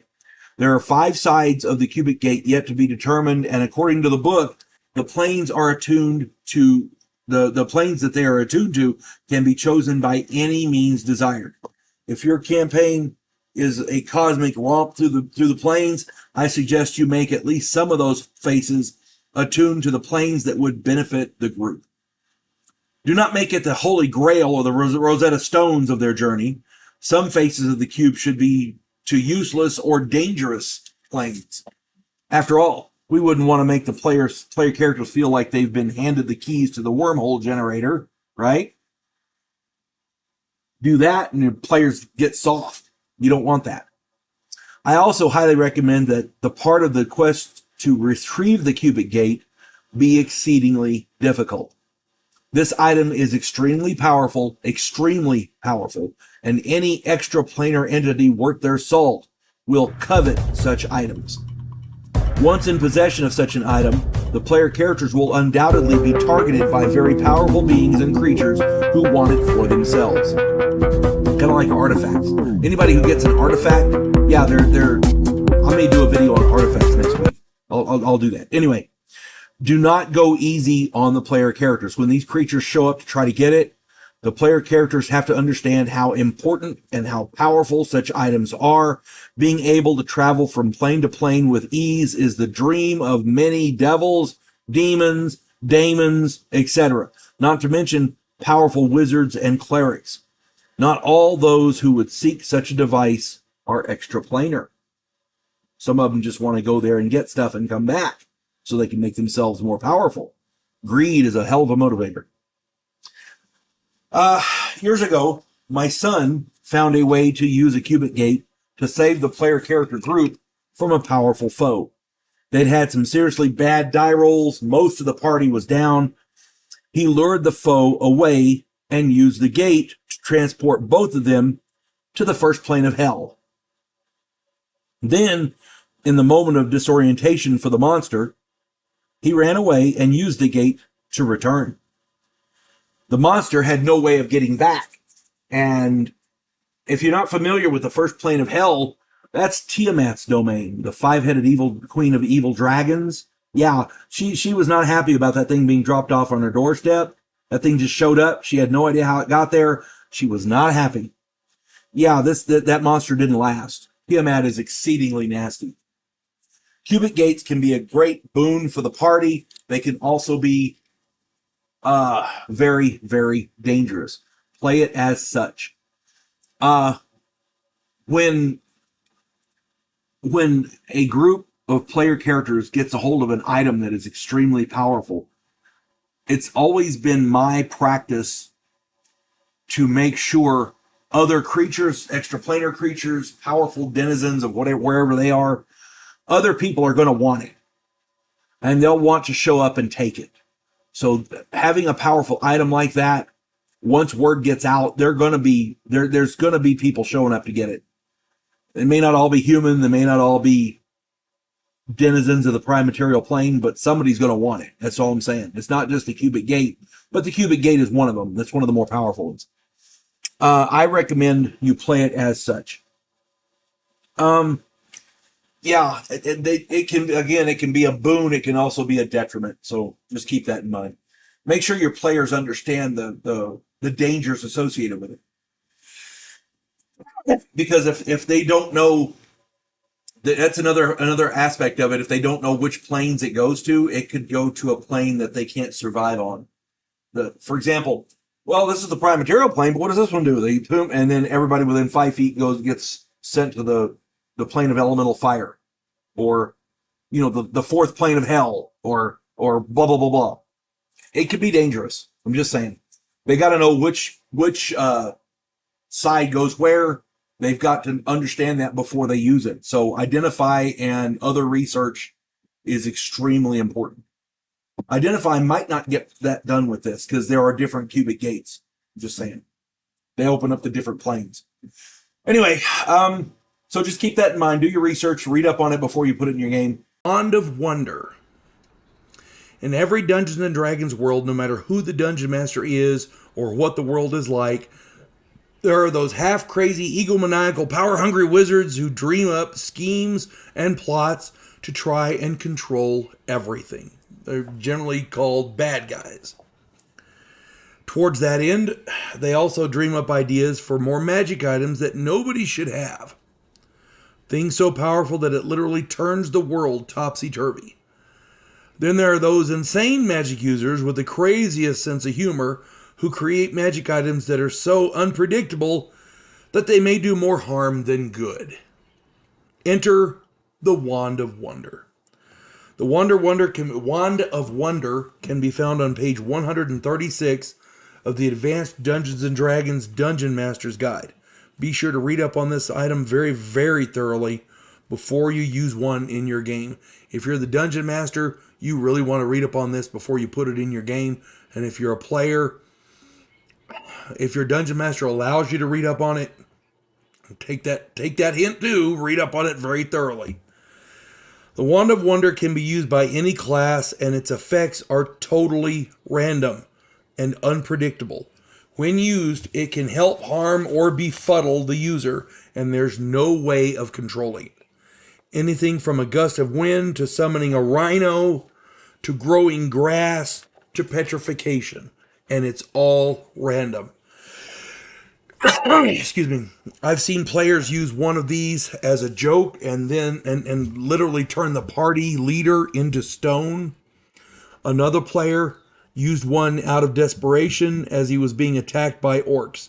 He thought he became invisible, but the orcs could still see him fine, and they proceeded to hack him to death. I was in a game years ago when a thief needed a distraction, so he whipped out his Wand of Wonder. Instead of distracting the city guards, he obliterated them with a fireball, along with the tavern they were in and the entire city district before they got the flames under control. Then there was the cleric stuck in quicksand who aimed her Wand of Wonder straight up and activated it. Yeah, don't ask me why she did it, but she did. A full-grown elephant appeared and crushed her down into the quicksand. People, I have seen players who get a hold of a magic item like this, one of the more unpredictable ones, like the deck of many things or whatever, and they want to use it just to use it, just to see what happens. Yeah, it can be fun. It can also be deadly. I have seen players use a Wand of Wonder and kill the party. I have seen players do the same thing with a deck of many things. I have seen players who, for whatever reason, I don't know. I don't know if they're not taking it seriously or if they're not. They're just they want to be chaotic. They epitomize chaotic neutral for some stupid ass reason. But other players tend to pay the price, and it's not fair, in my opinion. Wand of Wonder can be fun. Don't get me wrong. If you're using it just to see, that's one thing. If you're going to rely on it, that's a whole different critter. I mean, that this thing can really, really foul up your day. Oh my God, Wands of Wonder are one of those items. They can make they can make the game fun, but just be careful and be prepared for anything. Whatever you do, do not rely on it to save your life, because it's not a 50-50 chance if it saves your life. It's about a third helping, a third hurting, and a third just stupid. I mean, honestly, read the list of things that could possibly happen. It's all there on a chart in the book, and just doing it as a lark when there's nothing on the line and in a clearing where you're the only one there, maybe, but doing it in a crowded tavern, Yeah, that's bad. That's a bad idea. Just saying. I knew a guy one time who did it. We were in a tavern, and we had just finished a mission, and we were in hurting status. We were going to visit the tavern, get something to eat, and then we were heading over to the temple to get healed. Most of us were very low on hit points, and this guy did a fireball right there in the middle of the room for no damn reason. For no reason. And killed the entire damn party along with most of the people in the tavern. As I understand it, if I recall correctly, there was a serving girl who had gone into the back, into the back room to get another several bottles of wine or whatever, and she heard the explosion and the fire engulfed the place. She was able to crawl out a window. As I recall, she was the only survivor. Everybody else in there died. Just because this guy said, "Oh, it's a wonder, I'll try it." Bam! Just on a lark. For no reason. Our characters were like 12th level. We'd worked them up and got them up to 12th level. And this guy killed us all for nothing. Just because he wanted to be stupid. Wand of Wonders, again, I avoid them. If I get one, I'm glad to sell it to somebody not in the group so that we can get as far away from it as possible. That's my take. There are many magic items available for the Dungeon Master to assign to specific treasure hoards that his players can find. And I did a video last week called Magic Items, Treasure, Magic Items. Go check that out, because you don't want to assign too much. But out of all these lists of different magical items that you can put in there, if what you want is not on that list, you can feel free to create an item, however you want. They have what's called a helmet teleportation. Generally in my game, they have rings of teleportation. Makes it a little easier. But, and also keep in mind, you can only wear 2 rings, one on each hand, magical. Otherwise, the rings don't function. Okay. Any dungeon master would be hard pressed. It doesn't matter what kind of magic item you want to put in the game. If you want to give the players a very useful item, any dungeon master would be hard pressed to create a more useful magic item for a fighter, any kind of a fighter type, than his in your game. You'd be hard pressed to find a better one, a more useful one than a Rod of Lordly Might. It's on page 133 of the Dungeon Master's Guide. And this is just one of the best weapons and items that you can get in the game. I've seen player characters kill each other over it, trying to, I want it, no, I got it first, no, and one guy dies and the other guy gets it, This item it's called a Rod of Lordly Might. It is a multi-function item. It's essentially the Swiss Army knives of the AD&D world, and it is, here we go, it's a rod with a little knob at the end. And just as it is, it functions as a +2 mace. There's a number of different weapons, different buttons that do different functions. It extends a blade out to become a +1 sword of flame, a flaming sword. Another button, pops out a battle axe. It's a switchblade battle axe. Another button extends it out and it becomes a +3 spear. There's other spell-like functions. It causes paralyzation. It causes fear. One great function of this is it drains hit points from an opponent by touch. So you touch them with it, and it drains their hit points and gives them to you, kind of like the vampiric transfer kind of thing. It transfers hit points from the victim that got touched to the wielder that did the touching. So it's quite useful. It becomes a climbing pole. You hit a button and it extends out and becomes a climbing pole. And according to the book, if you got a door here or the wall opposite it, you put the thing against this wall and hit the button and it'll knock that door open. A great little door opener. And according to the book, it has the equivalent strength in that aspect, same strength as a storm giant, strength of 24. That's pretty damn nasty. It also becomes a compass. It acts as a compass and a depth meter, so it can tell you how deep you are roughly, approximately, underground, which is very useful in a lot of gaming. Okay. There are some downsides to this thing. First off, it cannot be recharged. But and because some of the functions, the paralyzation and the fear like that, they require charges. The rod cannot be recharged, but the mace, the spear, hang on, my page got folded.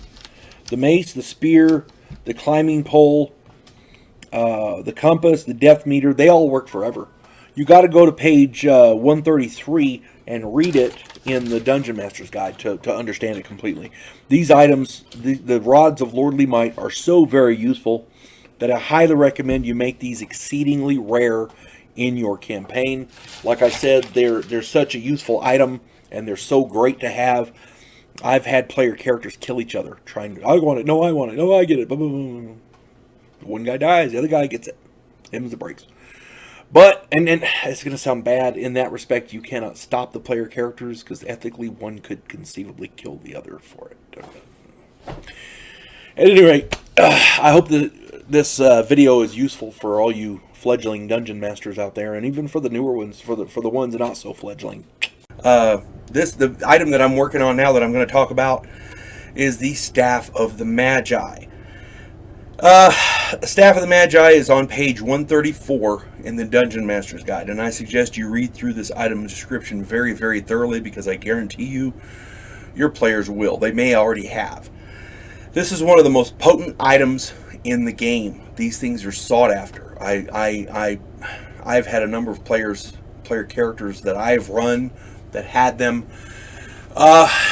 They're very rare in the game, in my game, for a reason. You have to be very, very careful where you place these things in your world for your players to acquire because they can seriously unbalance your game. Not only that, they have an ability called a retributive strike that I'm gonna get into later. And for some unknown godless reason, players want to do it. I don't know why. Don't ask me. It's not my thing, but they'll want to, and that's the main reason. These things are very powerful. They're up there along with some artifacts.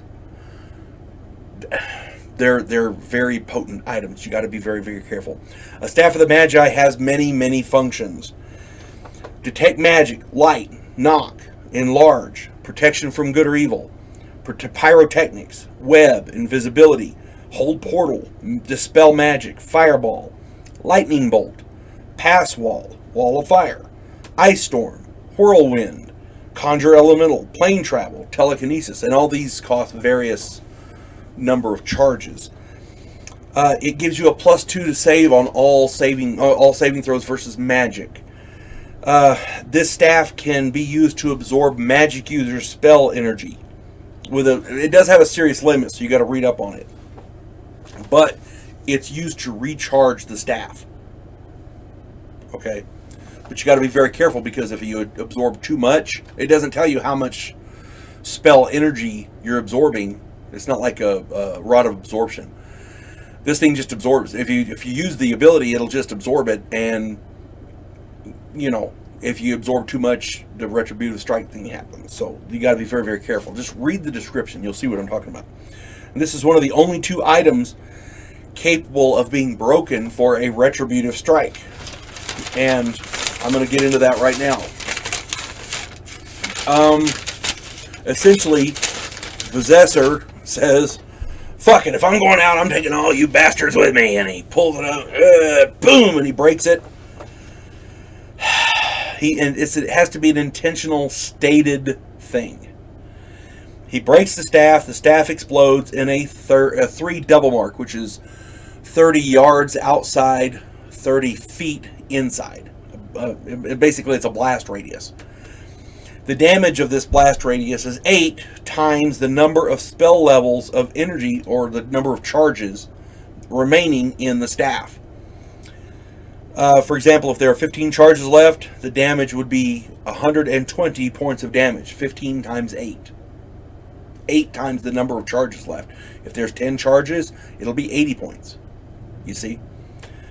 And the people in it have to save versus magic, so they can take half damage. If they don't make their saving throw versus magic, they take the full blast. The mage breaking this staff has a 50% chance to either plane travel to another plane which can in and of itself can be very dangerous, or being totally destroyed. It's a 50-50 chance, and for some unknown godless reason, I have no idea why, players want to take that risk.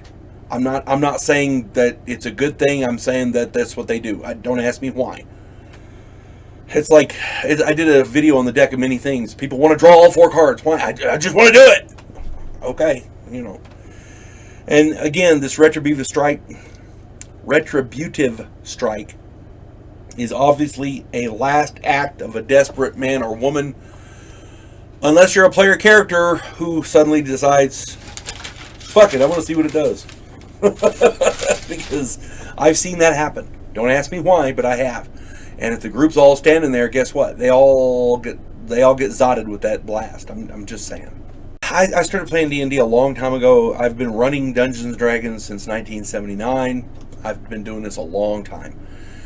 And I'm trying to make videos for advice for players that new dungeon masters can use, and it'll help them in their game. That's what I'm trying to do. The magic item that I'm going to talk about today is the Staff of Power. And again, I'm not saying this is how you do it. I'm giving advice that you can take or leave as you want to. The whole purpose is to have fun. I'm trying to help you out here. Okay, again, the item I'm going to talk about today is the Staff of Power. This is on page 134 of the Dungeon Master's Guide, 134 of the Dungeon Master's Guide. I suggest you read through it very, very thoroughly, the description, because I guarantee you your players will. This is one of the most potent items in the game. It can seriously unbalance your game. So be very careful when and where you place these in your world. If your players get a hold of one, I guarantee they're going to love it. And this is one of the few items that there's only 2, I think, that you're allowed to do it. It allows you to do what's called a retributive strike, and for some reason players gravitate to that. I want to do it. Why? You die. I just want to do it. I got a 50% chance of survival. It's a 50-50 chance you either die or get sent to another plane. And I'm going to talk about all this here in a minute. But for some unknown godless reason, players want to do it. I don't know why. It's like, I talked about this in the Staff of the Magi video. The deck of many things, for some reason, players want to draw 4 cards out of that. I have no idea why. Let's tempt fate. It's just a game, kind of thing. I don't know. All I know is, when I rarely ever give out a Staff of Power or a Staff of the Magi, because they're very, very potent items, and they can seriously unbalance your game. Staff of Power has many functions. Continual light, darkness, 5-foot radius, cone of cold or fireball, levitation, magic missile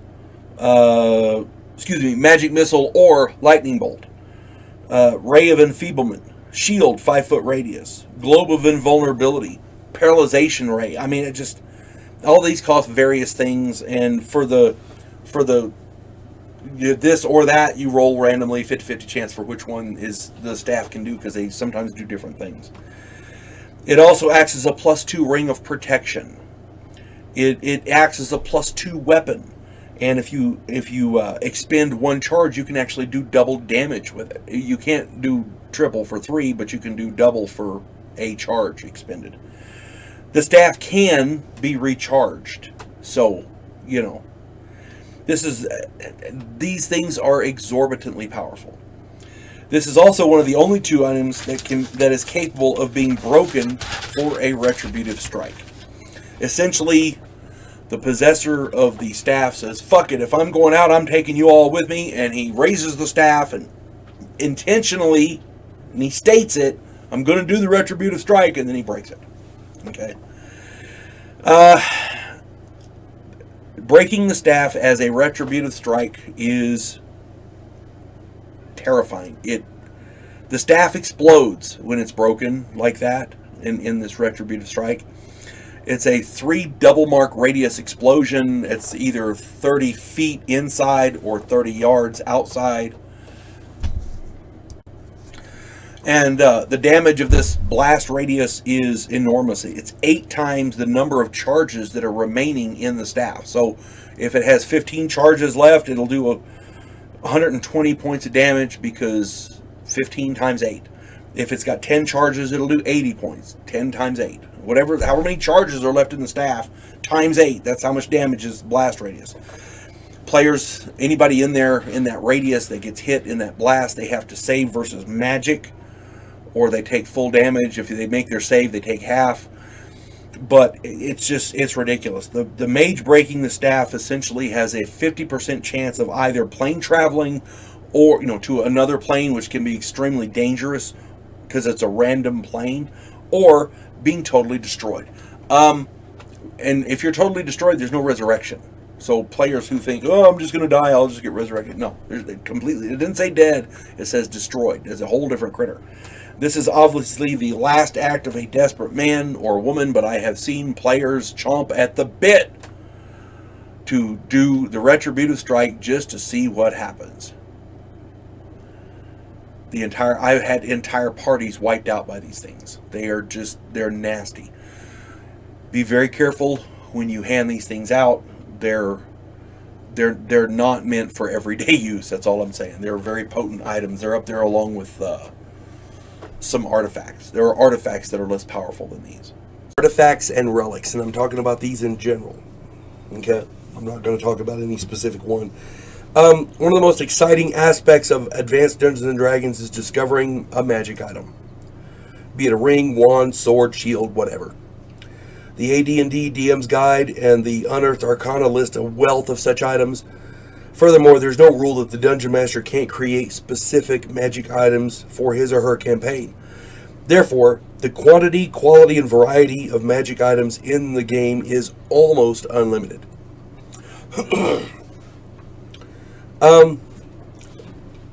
The artifacts and relics, I think, are listed on pages 155 through 164 of the AD&D Dungeon Master's Guide.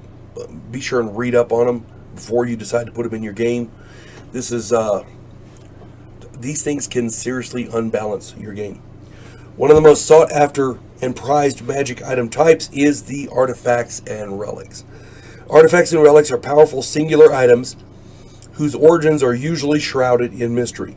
A few, such as the Hand of Vecna, the Eye of Vecna, the Teeth of Dalvernar, etc., the Sword of Kos, have their origins with specific powerful historical figures.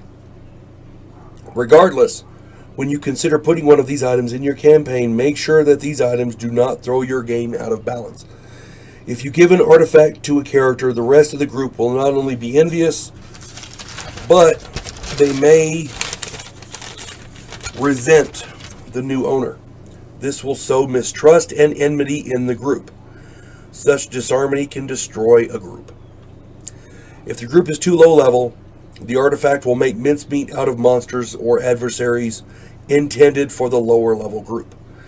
Conversely, if you alter the monsters or adversaries to fit the artificial power level of the guy who has the artifact, the rest of the group suffers from being underpowered, and they're not going to have a heck of a lot of fun.